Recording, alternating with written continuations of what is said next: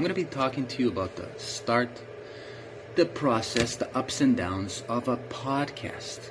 And mine is called the Thrive Masters Show. The seed for this was planted during COVID. Now, a little bit of the backstory.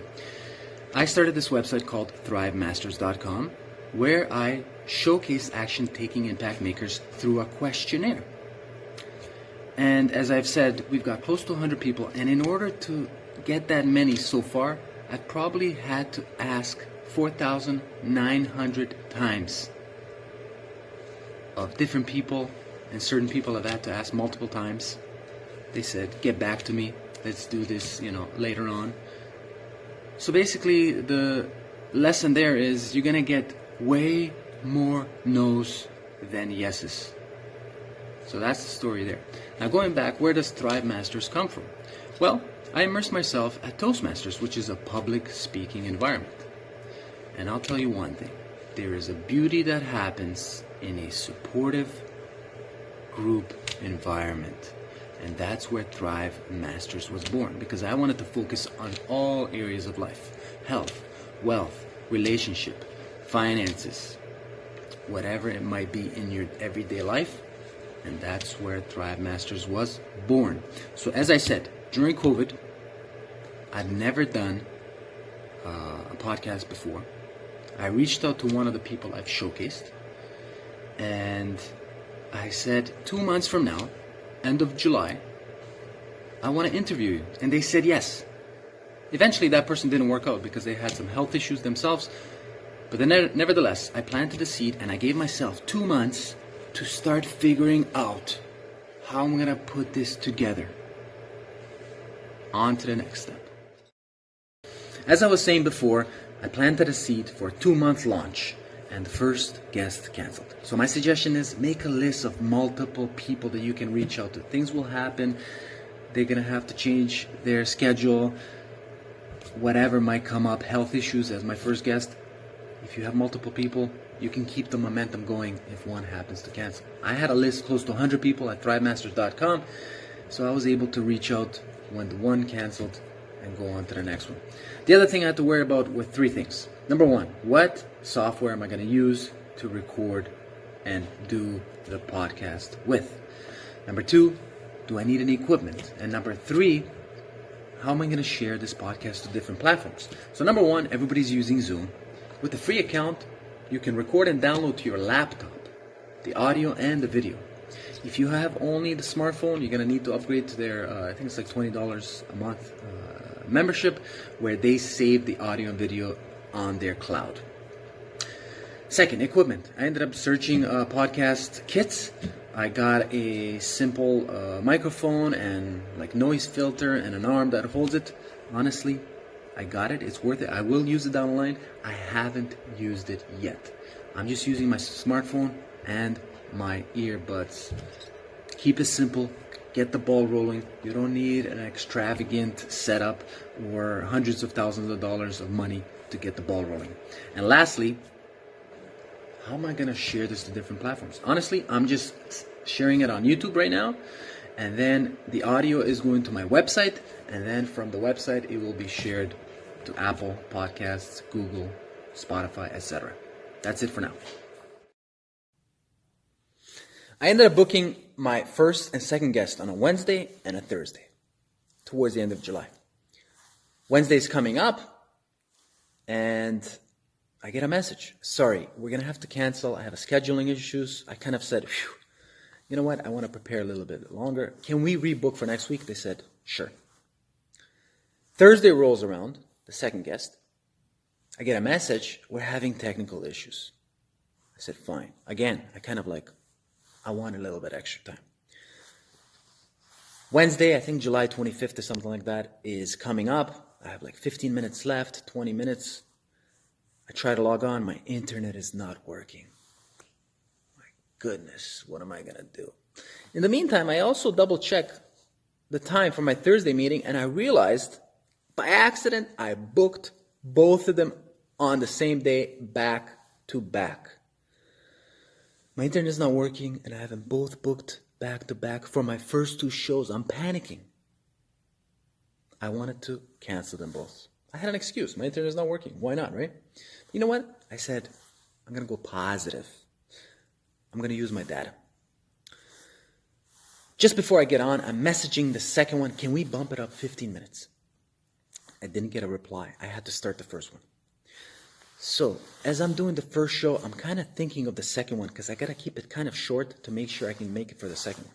So I'm not fully there for the first one. But anyways, I get through it. It was actually a very good show. From the guest perspective, not from mine. So, the show's finished. I get a reply. They said, no problem. We can bump it up to actually another 15 minutes on top of that. But now, at the same time, my phone is dying. Like, I have 5% left. And I have to change locations because the cable will not reach. Behind me for my second show, I'm behind a curtain and half showing a Spider-Man poster for my kids. So you know what? Whatever. I got to do it. I'm in momentum. And I also have to hold the phone with my hand. So throughout the show, my hand was actually hurting. I had to switch. Once again, amazing guest. I didn't have to ask too many questions because the guest was full of information, had powerful stories, had wisdom to share, and it was just coming out of him. So the lesson there is things will go wrong, you will mess up, but keep the momentum going. I've had my first 5 guests on the Thrive Master show, and I just want to go over each one, just a little snippet from each one. Number 1 is Michael J. Savage. He talks about how life is cycles. And right now with this challenging time that we're all in, we're basically in winter. And after winter comes spring. And that's where opportunities arise. Number 2, Jason Cisneros. Wow, what a powerful story of overcoming adversity and then giving back through his success and even fighting evil of child sex slavery. Number 3, Steve Sims. He says, focus on the direction, not necessarily the specific goals, because the goalposts may shift left and right and all over the place, but the direction will keep you moving forward. Number 4 is Dr. Greg Reed. He says, focus on counsel over opinion. Opinion is everywhere, but what you want to focus is on the people that are walking their talk. So who are the people that are affecting your life from the counsel? Think about that. Number 5, Ben Oosterveld. He says, focus on blowing one customer's mind at a time, and they will do your marketing for you. They will recommend you. They will be the one sharing about you. That's it. On to the next 5. Now that I've gone through 5 guests, I gotta admit, a little self-doubt has kicked in because my focus went towards, well, how many people are listening to the show? How many people are watching on YouTube? And that has taken my attention away and my motivation as far as going forward. But what brought me back to the grounded place was the message from Steve Sims. What is the direction instead of the specifics? And my direction with this show is to have conversations with action-taking impact makers, and that has got me back. Happy fall. Summer's over, and I'm on to my 10th guest for the Thrive Masters show. So I want to go over a highlight from each one. Number 6, Ari Meisel of Less Doing. He talks about how you can't trust your own voice, meaning a lot of entrepreneurs are kind of like one way, but you need feedback. You need outside feedback from people, from systems in order to get better. Number 7, Justin Breen from Brepic Communications. He reached out to 5,000 people to get his first 5 clients. That is 999 no's for every one yes. Number 8 is Philip Mckernan. People think if they have clarity, they'll be able to be courageous. He says, no. Courage creates clarity. So it's 6 months before, it's a year before, it's 10 years before where you are right now. That's what Philip says. Number 9, Duke Duik. He's a 90-year-old wise man. Listen to this powerful story. That's all I'm going to say. Number 10 is Brian Bogart. He mentioned I am, referring to the power of the language that you use. He practices this with his kids. I am powerful. I am courageous. I am brave. He mentioned that I am the manifestation of my reality. On to the next 5. I have to admit to a mistake. My 11th guest was Jeremy Nevis. We had a wonderful conversation, and I forgot to hit the record button. Luckily, he was kind enough a few weeks after to do the interview over again. But my advice to you is double check that you are recording the interview. I've made it to 15 guests on my Thrive Master show, and this is my final video. So I wanted to go over the last 5 guests that I had a little insights from each one. Number 11, George Brito, who's a multi-level black belt jiu-jitsu athlete, coach, and founder of Jiu-Jitsu for Life. He talks about why it's important to put yourself in situations where you're going to face failure, and then you get to practice overcoming it and becoming better. Number 12 is Anthony Trucks, who's a former NFL player, and he says NFL stands for not for long. Now he helps his clients, businesses identify their true identity and work from this place to help people, organizations achieve their success. He mentioned quickly a lot of people get books and they put that book on the shelf and they get shelf esteem. He says you got to focus on the self-esteem. Number 13 is Jeremy Nevis. Wow, what a powerful story. He says when you have a big vision, the universe will help you directly or indirectly.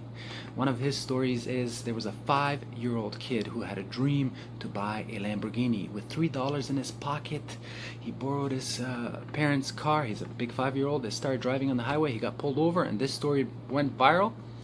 And Jeremy got inspired by this kid for taking action, moving towards his dream. So he went out with his Lamborghini, gave this kid and family a ride so he can help this kid move a little closer towards his dream. Number 14, Matt Bordreau. A lot of people talk about how bad public school is and they complain about this and that. Matt Bordreau took action. He has an academy, Acton Academy, where he helps kids become the best versions of themselves with a new educational path. Check him out. And lastly is Sandy Golgart.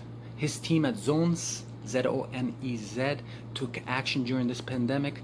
They had to get creative, move towards helping people in offices where they have modular sections to keep workers safe and apart from each other. Now they've added a air filtration system which works in offices, different businesses, and at home. Check zones, ZONEZ.com. So that's it. I've made it to 15 guests. I've shared my wisdom for this THRIVEMENTUM series of my journey for the podcast. My tip to you is start, suck, and then move towards your success.